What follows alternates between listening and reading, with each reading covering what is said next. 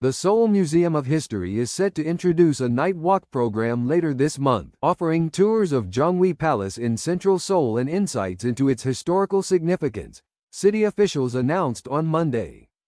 Gyeonghui Palace, one of the 5 palaces in the capital from the Joseon Dynasty 1392 to 1910, served as a residence for Kings Sukjong, Yeongjo, and Jeongjo before much of it was destroyed during Japanese colonial rule from 1910 to 1945. Restoration efforts began in the late 1980s, leading to the reconstruction of several sections, including Sungjeongjeon Hall, which were opened to the public in 2002. The program, slated for June 21 and 22, is the first of its kind since the palace became accessible to the public.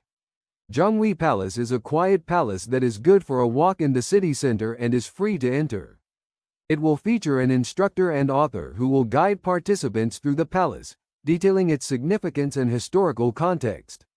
There will be 2 sessions each evening, from 7 o'clock to 9 o'clock p.m. and 7 o'clock 30 minutes to 9 o'clock 30 minutes p.m., with a maximum of 25 participants per session.